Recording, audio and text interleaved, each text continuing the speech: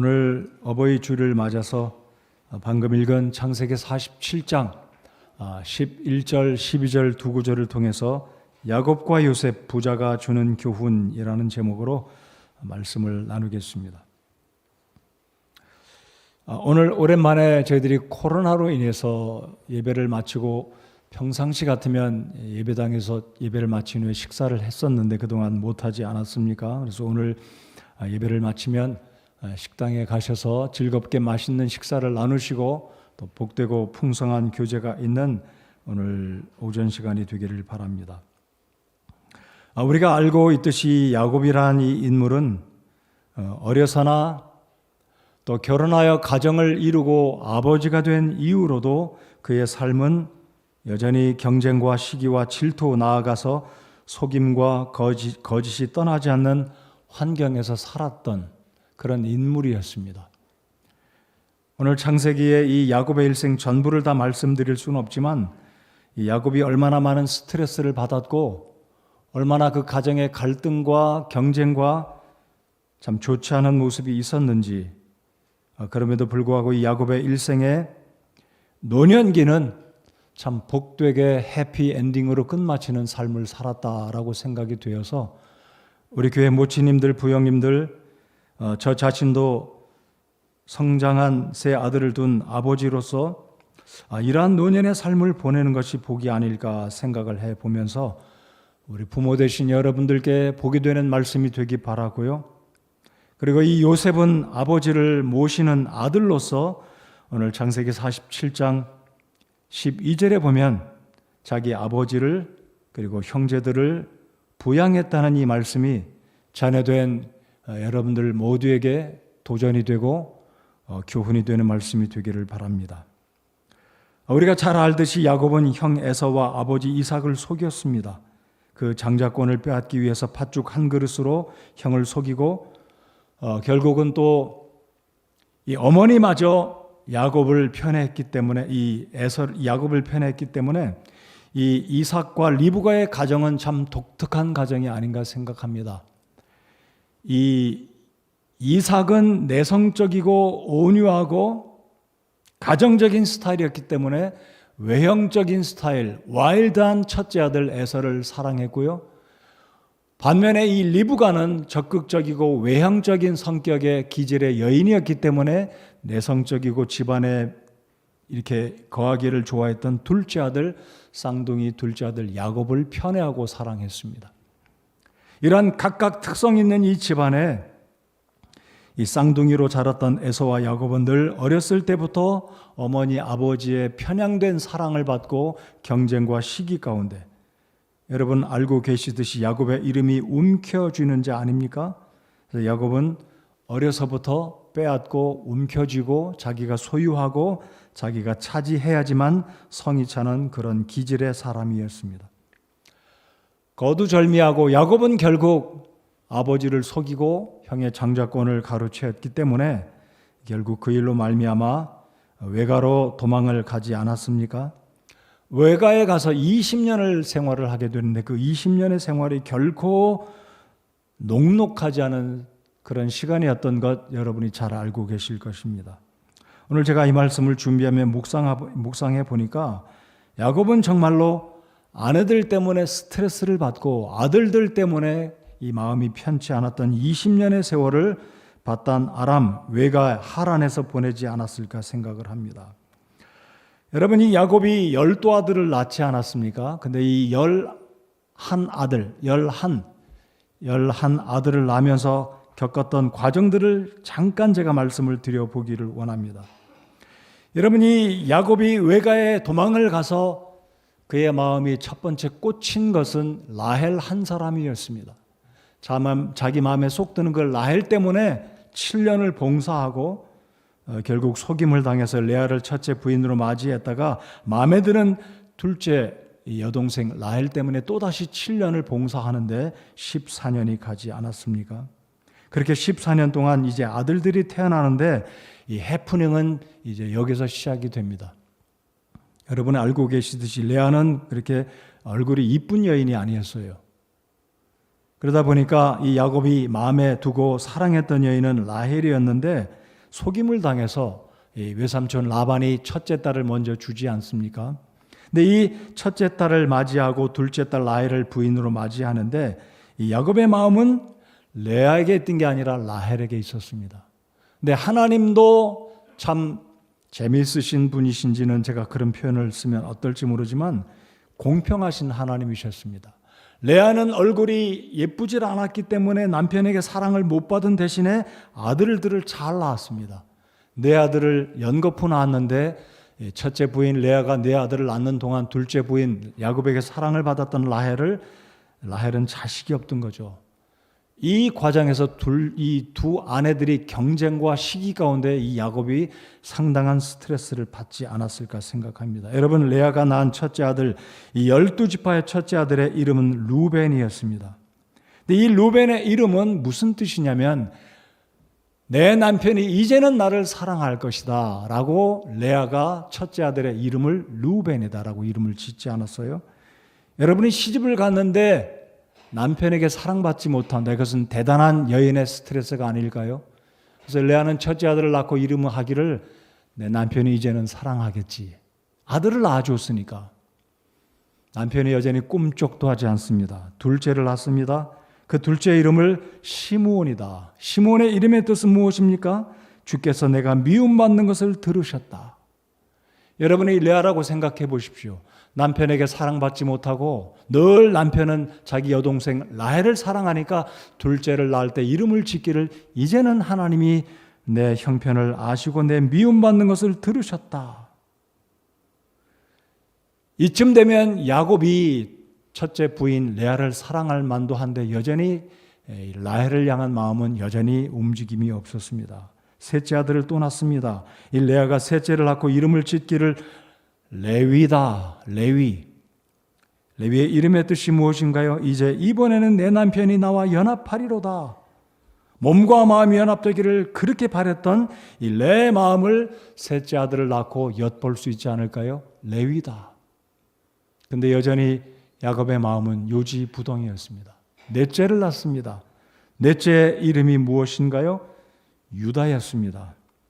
자, 거기에서 제가 잠깐 멈추면 첫째, 둘째, 셋째, 넷째를 계속 낳는 형님 이 레아를 바라봤던 이 라헬의 마음은 어떠했을까요? 제가 방금 말씀드렸듯이 하나는 공평하시지 않습니까?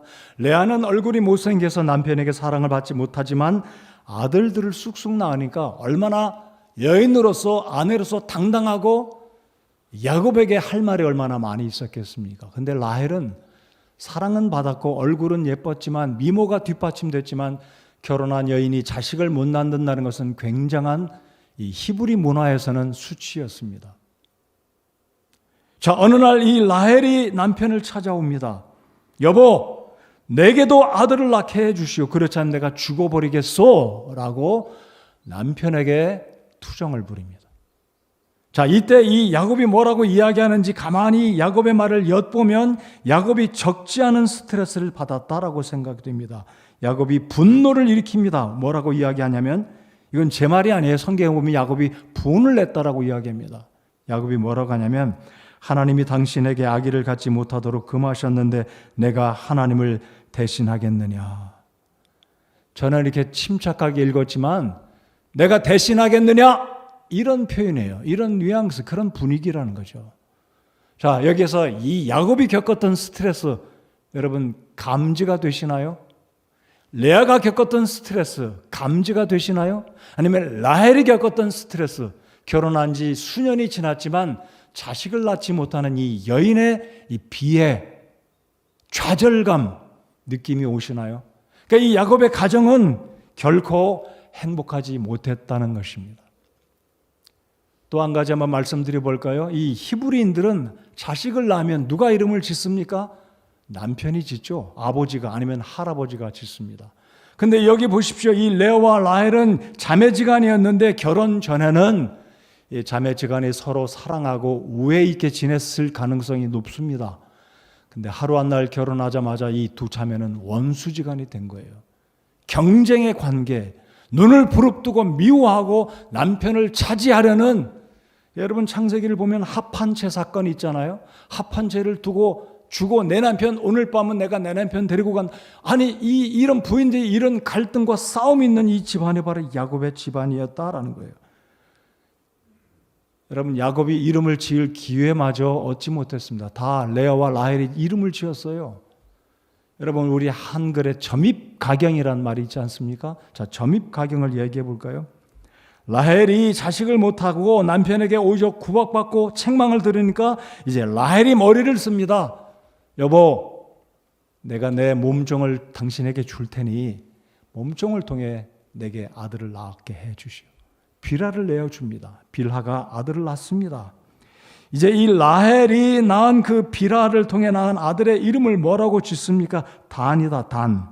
D-A-N, 단. 이 라헬이 단의 이름을 뭐라고 짓냐면요, 내 목소리를 들으시고 내게 아들을 주셨다. 나도 아들을 낳았다는 얘기죠. 형님, 나도 아들 낳았어. 그 이름이 단이에요. 머리에 고개에 힘을 준다는 거죠. 내 목소리를 들으시고 내게 아들을 주셨다. 여러분 이 집안이 잘 될 리가 없죠. 부인들이 이 이름을 짓는 것만 보아도 아니 남편이 이름을 지어야지 어떻게 여인들이 아들 낳고 이름을 짓냐는 거죠. 히브리 문화에서. 그만큼 야곱의 가정은 불화와 경쟁과 스트레스가 가득했다. 자, 거기에서 만족하지 못하고 라헬의 둘째를 또 낳습니다. 납달리. 여러분 이 이스라엘의 수상, 한 사람의 수상은 납달리라는 수상이 있는데 이 납달리, 네프탈리라는 이름은요, 내가 내 언니와 큰 싸움을 싸워 이겼다라는 뜻이에요. 여러분 이 집안에 잘 될 리가 있겠어요? 아들을 낳고 아내가 형을 이겼다. 이게 이름이에요. 여러분 이런 이름 부르기 좋나요? 듣기 좋은가요? 자매지간에 납달리라고 이름을 지어요. 내가 언니를 겨루어서 이겼다. 셋째를 또 낳습니다. 이제는 레아가 넷째 아들까지 낳고 생산을 멈추자 동생을 보니 자신의 몸종을 내줬고 자식을 낳으니까 이 레아가 견디지 못하신 또 자기의 몸종을 또 내줍니다. 그리고 이름을 짓기를 갓이다. 갓. 점입가경. 여러분 갓의 이름의 뜻은 무엇이냐면요, 군대가 오는도다. 여러분 군대가 온다는 의미가 뭐겠어요? 라헬을 깔보고 내가 다섯째 아들 비록 내 몸종을 통해서 낳았지만 군대가 온다 이거예요. 너 까불지 말어. 내가 낳은 다섯째 이름은 갓이야. 갓. 군대가 온다. 여러분 지금 이 집안이 잘 되는 가정인가요? 이 야곱은 부인들 둘, 부인들의 몸종 둘, 내 여인 사이에서 복잡해지는 거예요. 문제는 거기서 끝이 아니겠죠. 아들들이 자랍니다. 어머니가 넷이에요. 소위 말해서 배다른 형제들이 여기저기서 눈치 보고 어머니의 코칭을 받고 경쟁 가운데 자라지 않겠습니까? 이 집안이 어떻게 된 집안입니까? 본래 의도는 아니었겠지만 야곱은 이런 굉장히 심각한 스트레스와 이런 가정 가운데서 이 가정이 어찌 부모가 또 자녀가 원만하게 가정생활을 할 수 있었겠습니까?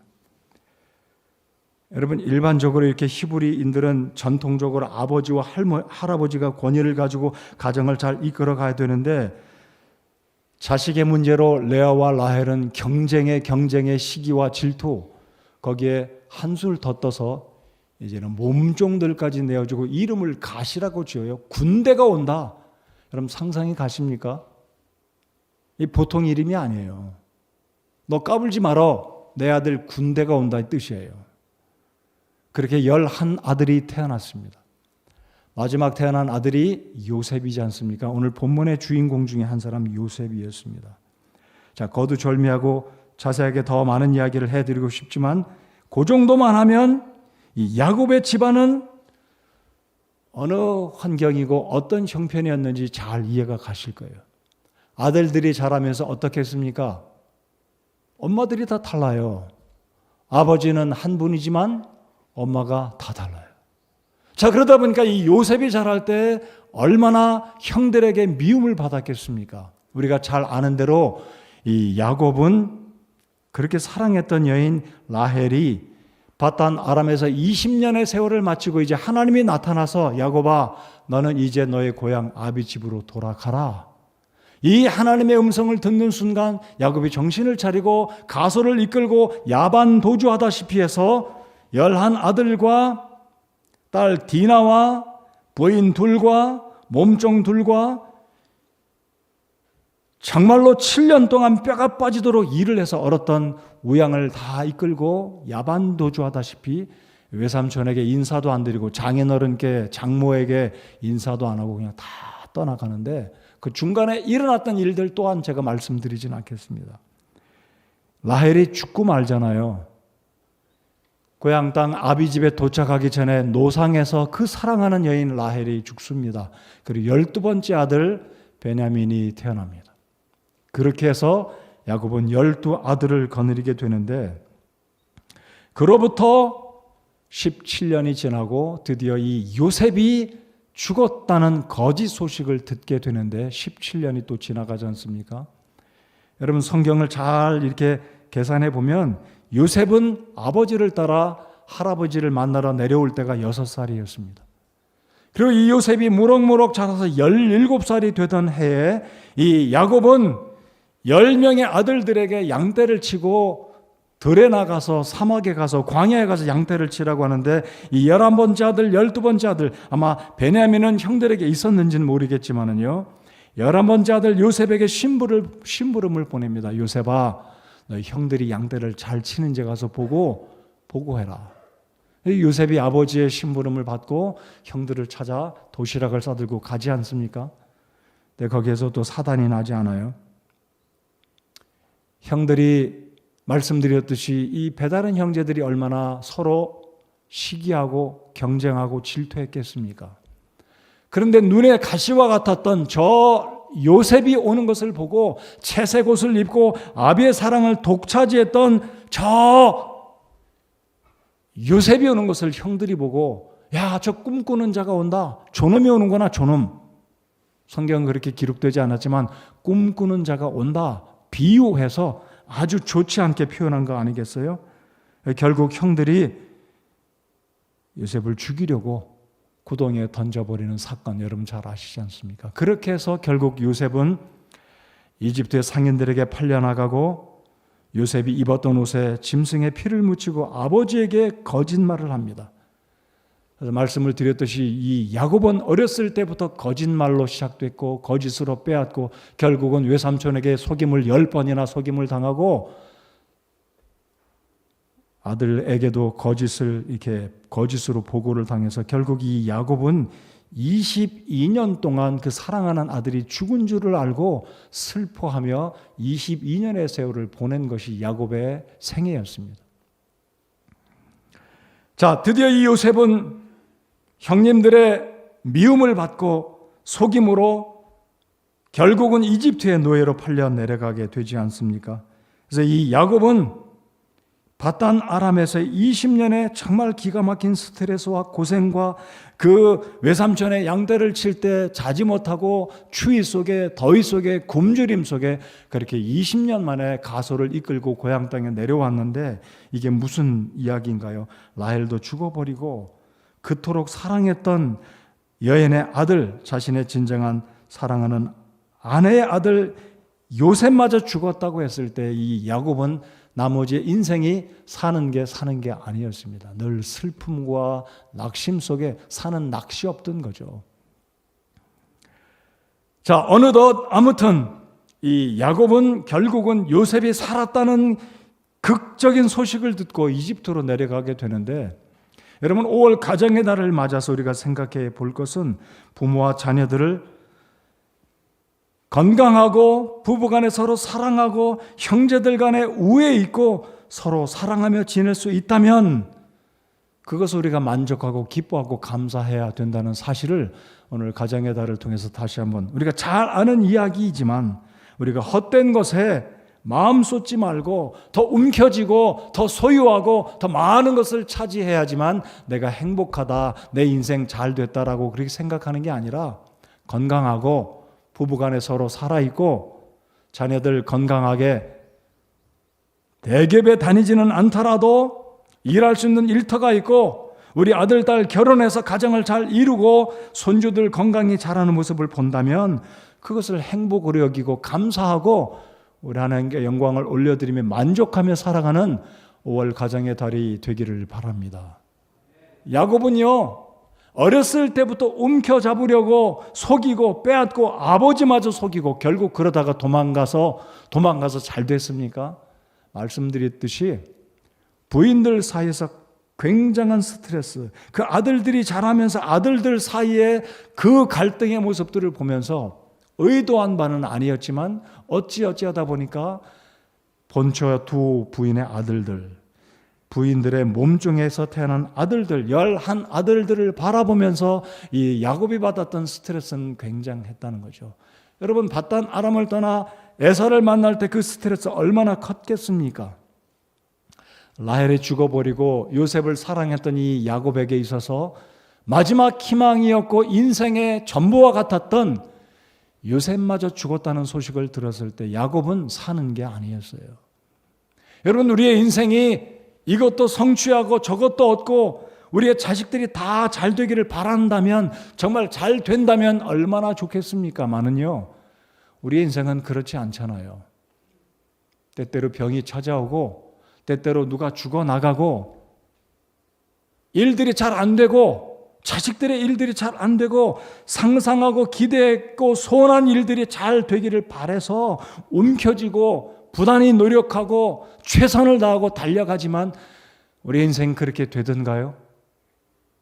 제가 내시경을 하다가 꿈에도 몰랐잖아요. 미세 천공이 생겨서 갑자기 그것도 응급 중환자실에 들어가서 제가 있을 줄 꿈에도 몰랐습니다.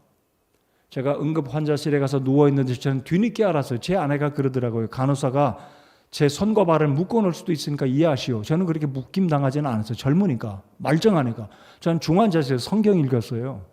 유독 혼자만. 제 주변엔 다 아픈 사람들, 죽어나간 사람도 있어요. 제가 중환자실에 있으면서 이렇게 살다가 죽을 수도 있겠구나.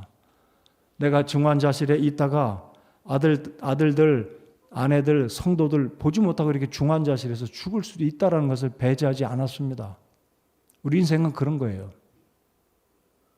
내 마음대로 살 것 같지만 못 살 때가 있다예요. 내 직장, 내 사업, 내 자녀들, 내 배우자 잘 살 것 같지만 아닐 수 있다는 거예요. 야곱이 그랬습니다.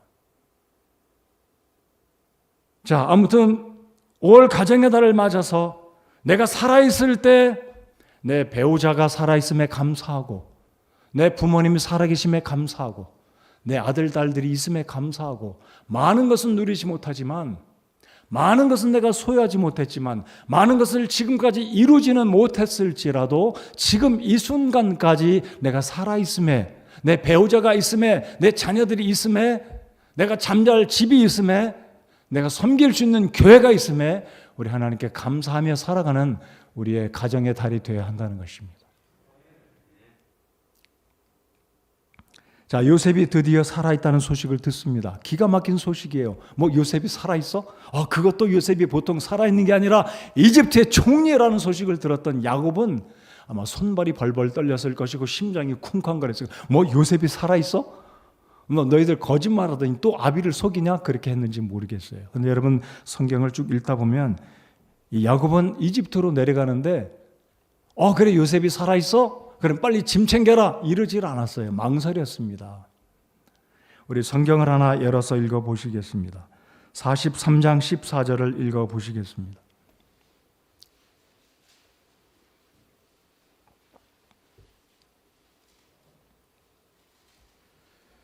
(43장 14절) 다 같이 읽겠습니다. 시작.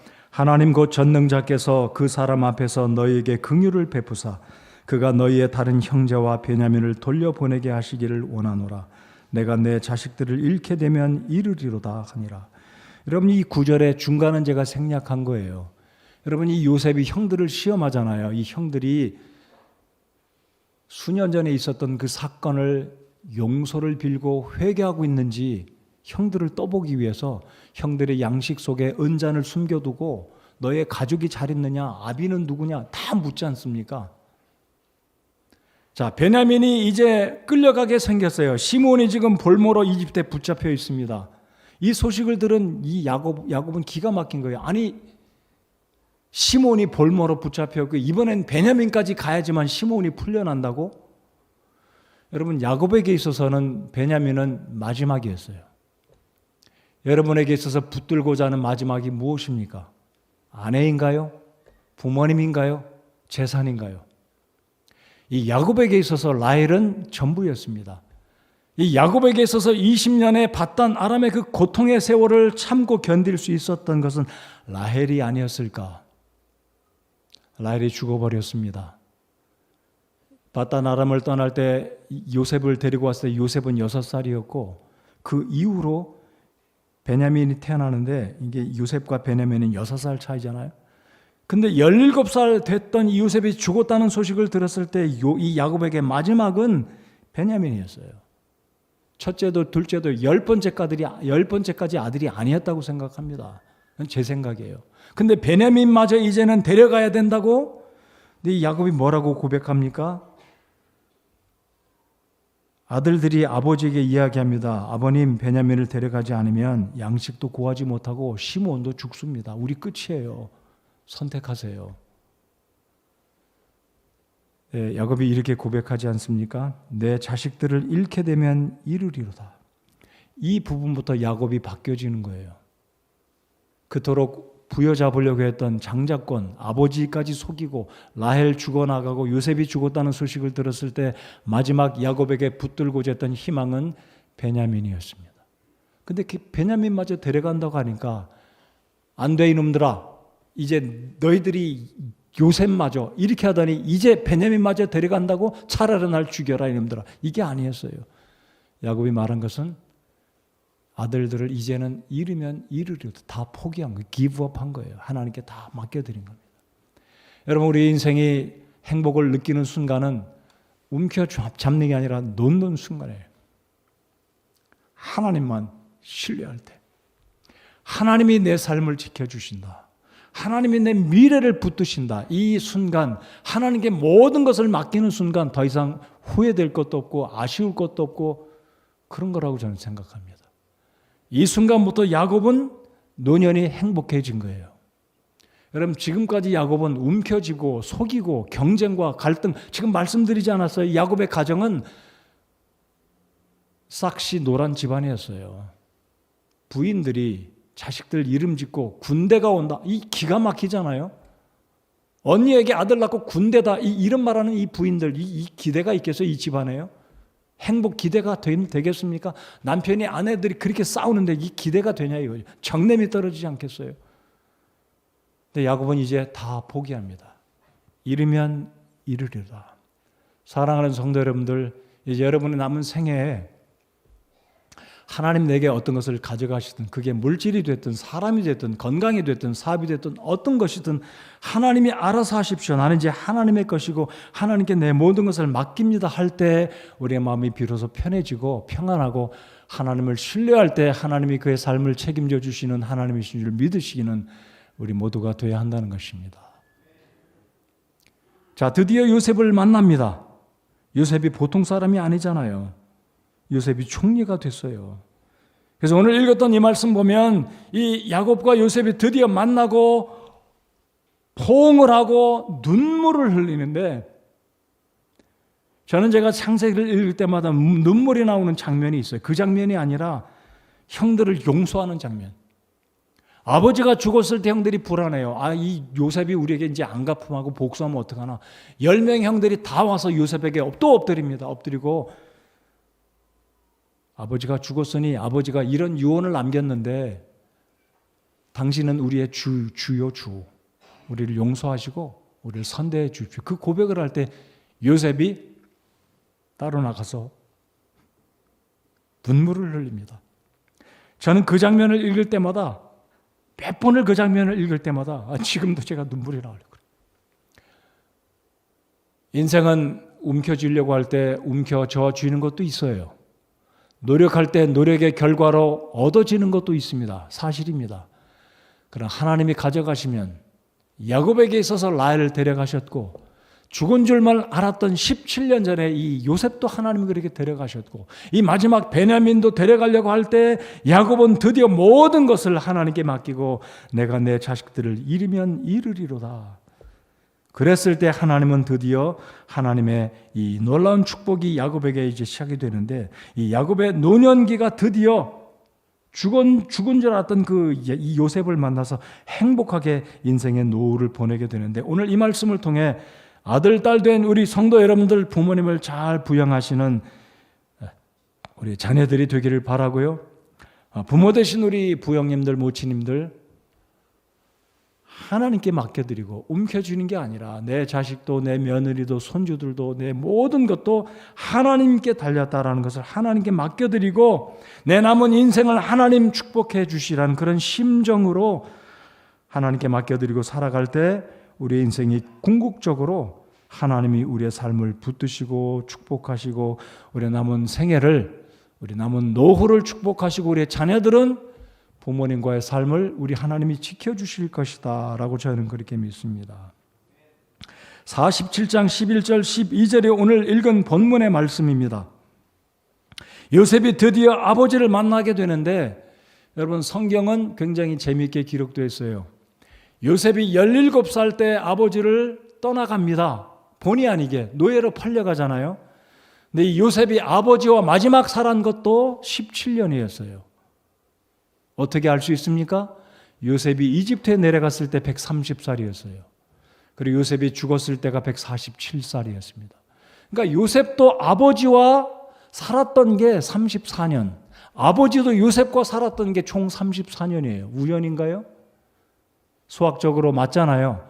17살 때 요셉이 이집트로 팔려가서 30대 총리가 되고 110세에 죽습니다. 그 요셉은 그렇게 아버지와 34년을 보냈고 아버지 또한 34년밖에 보내지 못해요. 이게 무슨 의미인가요?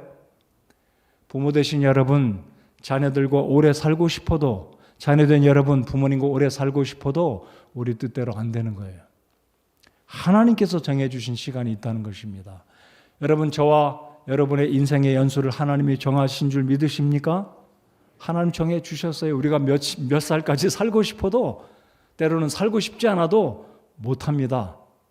그 의미는 다시 말씀드리면 내가 아버지와 살 날, 내 자식들과 살 날 내 마음대로 늘리고 줄이고 못한다는 거예요. 그러므로 이 의미는 오늘 어버이 주일을 맞아서 부모님 살아계실 때 잘 하라는 겁니다. 자식이 살아있을 때 자식과 함께 행복하게 살 수 있는 그 기간 동안에 부모 여러분들 자식들에게 잘 해주시라는 거예요. 부모 되신 여러분들, 제가 이런 말씀 드리면 어떻게 들리실지 모르겠지만 저는 부모의 입장으로 제가 방금 말씀드리지 않았어요? 제가 중환자실에 있으면서 4일 밤을 보내는데 참 쉽지 않았습니다. 90시간을 꼬박을 침대 위에서 보내는데 내가 이대로 죽는다면 자식들 얼굴 보지 못하고 죽겠구나. 그렇잖아요. 오늘 요셉의 생애를 보면, 야곱의 생애를 보면, 창세기 끝부분을 보면 요셉도 야곱도 자기 아들과 자기 아버지와 34년밖에 같이 살지 못했어요. 야곱은 147년을 살았고 요셉은 110년을 살았지만 어쩌면 그렇게 똑같아요.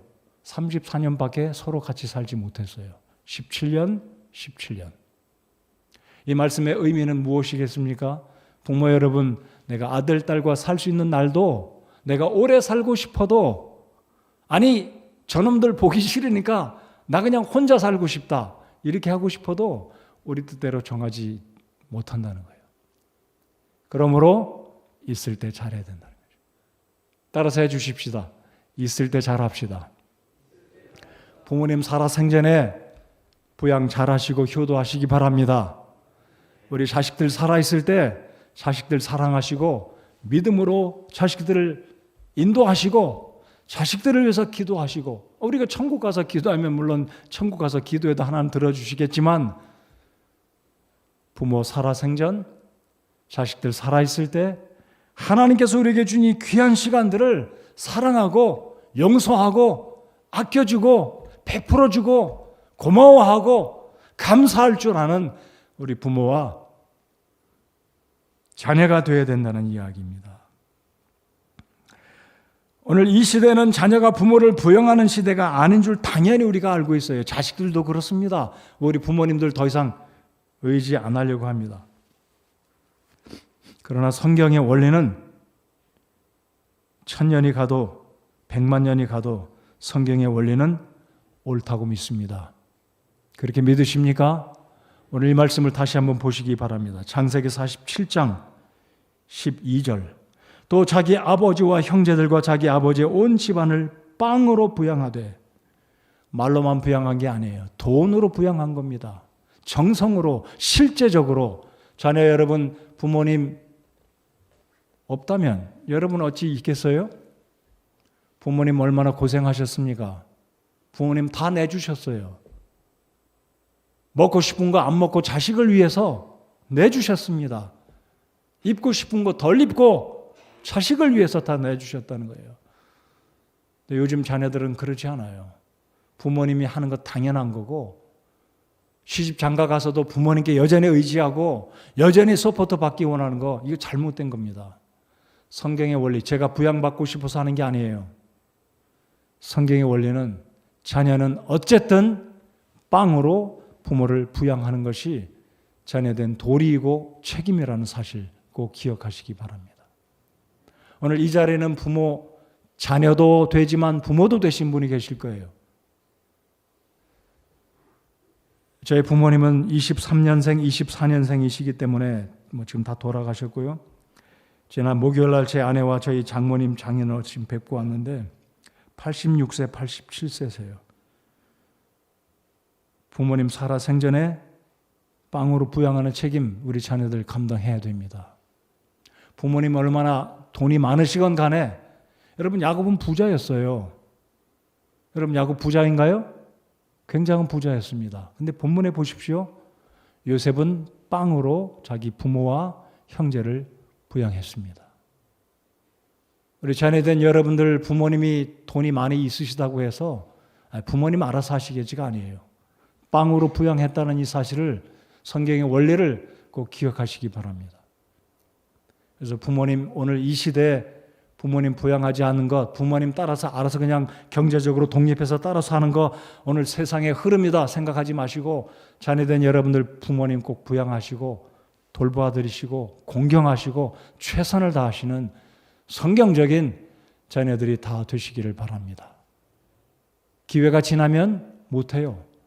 요셉은 17년 동안만 그렇게 했었습니다. 17살 부모님 아버님 떠났잖아요. 그리고 이집트에 내려와서 고생하다가 결국은 하나님이 이 요셉을 축복하시고 요셉이 그 꿈을 붙들었기 때문에, 여러분 야곱은 자기의 꿈, 자기의 야망, 자기가 이루고자 하는 소욕대로 살았지만 행복하지 않았어요.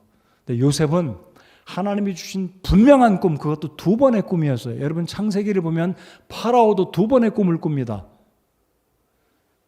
파리한 그 보리 이삭, 충실한 보리 이삭, 아주 토실토실한 송아지, 바짝 마른 송아지, 2번의 꿈을 꾼다는 것은요 확실하다는 거죠. 요셉이 2번의 꿈을 꿨다는 것은 이 꿈은 우연이 아니라 개꿈도 아니라 하나님이 요셉을 통해서 분명히 이루실 꿈이라는 것을 하나님이 요셉에게 주신 것입니다. 요셉은 아버지와 달리 자기 욕심을 위해서, 야욕을 위해서 살았던 것이 아니라 꿈을 위해서 살았습니다. 이 꿈을 위해서 살아왔어요. 형들이 책망을 합니다. 야 이놈아, 네가 아버지 어머니 앞에 절을 받아? 네가 형들을 제치고 절을 받아?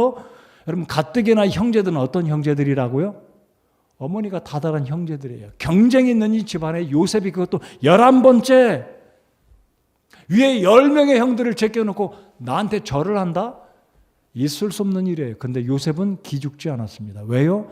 이 꿈은 내가 꾸고자 한 꿈이 아니라 하나님이 주신 꿈이기 때문에 요셉은 어디에 가든지 자신의 소욕대로, 자신의 비전대로 산 게 아니라 하나님이 주시는 꿈을 붙들고 그 꿈을 위해서 살아왔었습니다. 감옥에서 나간 그 2사람이 요셉을 잊어버렸을 때도, 하루가 가고 한 달이 가고 기대가 져버렸던 그 순간에도 요셉은 끝까지 꿈을 포기하지 않았습니다. 드디어 기회가 왔어요.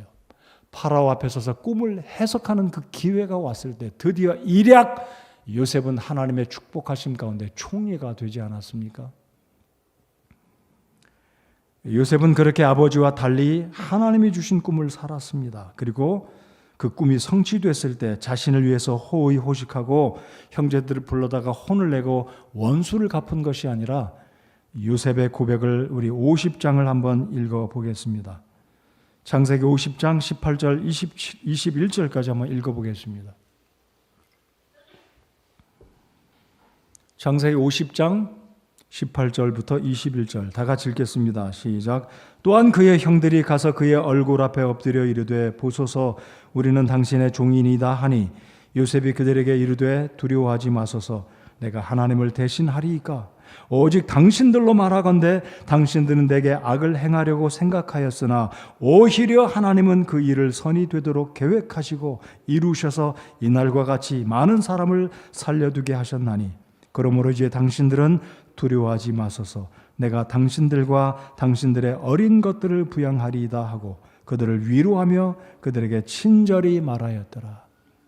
마지막 부분도 굉장히 듣기 좋습니다. 친절히 말했다. 여러분 이 정도 되면 목에다 힘주고 형들 앞에 거드름 피울 만도 하지 않아요? 형들 내 덕인 줄 아시오 이제부터 나한테 잘해 이러지 않았어요. 겸손하게 친절하게 예를 갖추어서 이게 바로 요셉 하나님의 꿈을 붙들고 살아온 겸손한 사람 요셉의 모습이었습니다. 아버지와는 달랐죠. 물론 야곱 또한 이제 뒷부분에 가면 야곱이 성숙된 성화된 사람으로 바뀌어졌습니다. 그래서 오늘 말씀의 결론은 이것입니다. 요셉과 야곱은 대조적인 모습으로 살아왔지만 결국 끝은 똑같았어요. 어떻게 똑같았습니까? 하나님을 인정하고 하나님 말씀을 붙들고 살아가는 요셉은 하나님께서 그렇게 이루셨다. 나를 당신들보다 앞서 이집트로 보내서 당신들을 구원하게 하시려고 하나님 그 일을 선이 되게 계획하시고 이루셔서 이날과 같이 많은 사람을 살려두게 하셨다.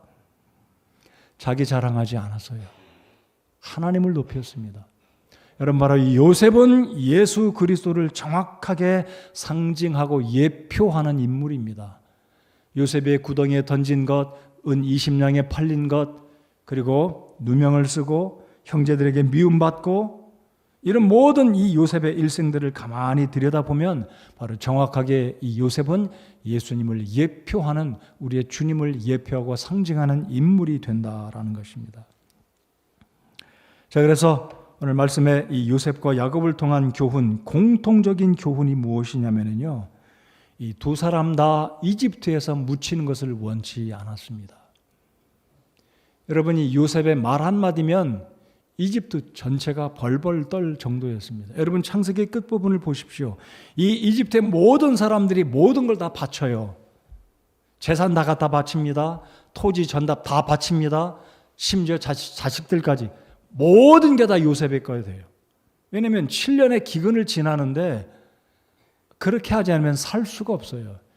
이것은 무슨 상징이냐면 예수 그리스도께 우리의 모든 것을 맡기고 예수님을 나의 주로 인정하지 않으면 구원받지 못한다는 의미를 이 마지막 7년 기근이 끝마치는 부분에 이 이집트의 모든 백성들이 이 결국은 요셉의 모든 결정에 따라서 살고 죽는 게 결정되는 그런 모습으로 이 모습이 끝마쳐가는 것은 바로 예수 그리스도가 내 삶을 좌지우지하시는 분이고 내 삶의 모든 것은 예수님께 속해 있다는 것을 상징적으로 보여준다는 거죠.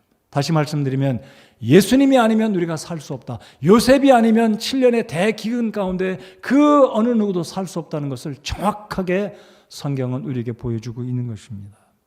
자, 그런데 여러분 이 야곱이 죽었을 때 어떤 장례를 치릅니까? 얼마 전에 우리 코로나 때문에 시신을 보관할 장소가 부족하고 화장장에 이 장소가 부족해서 막 5일장, 7일장 치르잖아요. 근데 야곱 며칠장 치렀는지 기억하십니까? 40일장을 치릅니다. 40일장. 그것도 최고의 이집트의 의사들을 불러다 모티션이라고 그러잖아요. 장의사, 모티션들을 불러다가 이 야곱의 몸을 정말로 깨끗하게 씻고 향료를 채우고 40일간 그리고 이집트의 모든 유명한 사람들을 다 불러서 행렬이 가나안까지 올라가는데 이런 장례 행렬이 역사 전으로 찾아보기 드문 행렬이었습니다. 굉장한 장례를 치러요. 만일 요셉이나 야곱이 원했다면 이집트의 피라밋에 장례를 치를 수도 있었을 것입니다. 최고의 장례. 근데 야곱은 유언이 그거였어요. 아들아, 내 죽으면 이집트에 묻지 말고 내 아비, 내 할아비가 있는 조상의 선영에 나를 묻어다오. 그게 야곱의 유언이었어요. 요셉은 어떤 유언이었습니까? 창세기 50장을 보시겠습니다.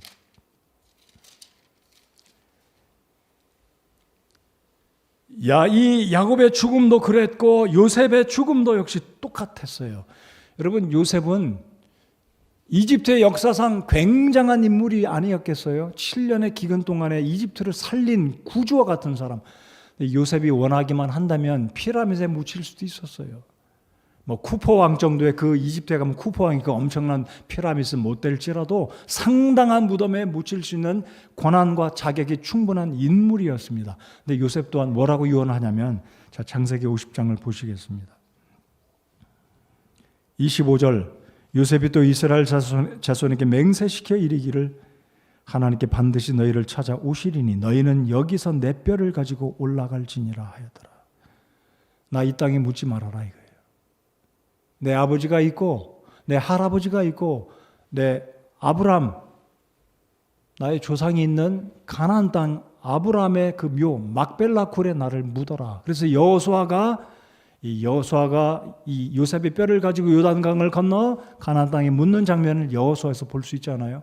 자, 그럼 왜 야곱과 요셉은 이집트 땅에 묻히지 않고 그 호화로운 이집트의 장례를 마다하고 가나안 땅에 막벨라 굴에 초라하게 평범하게 장례를 부탁했을까요?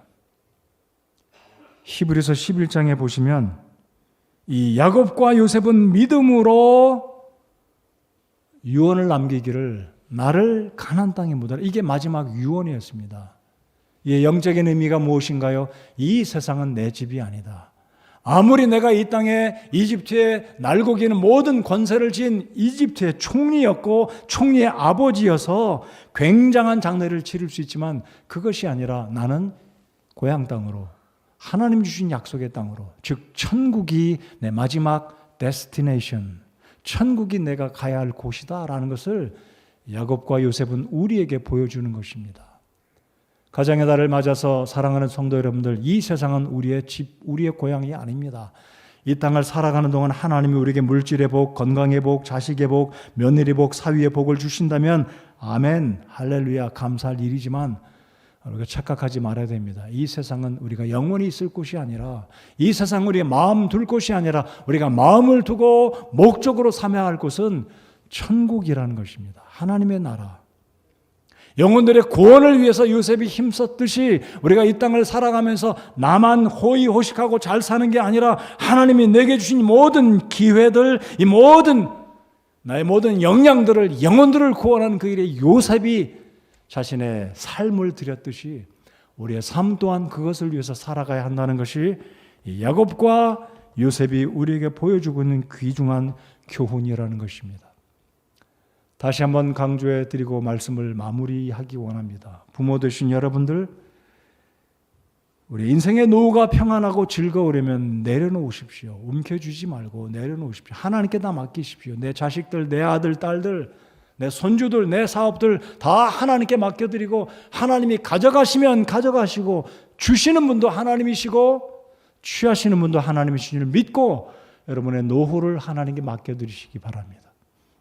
부모 여러분들, 자녀 여러분들, 우리 부모 살아생전에 효도하시고 부양하시고 자녀가 있을 때 자녀를 위해서 기도하시고 자녀를 위해 믿음으로 코칭하시고 그 아들들, 딸들을 위해서 기도하시고 손주들을 위해서 믿음의 본을 보이는 17년의 세월 우리에게 몇 년이 될지 모르겠습니다.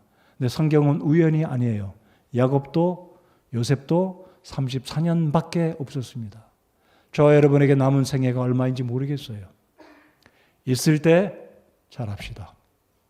기도하겠어요.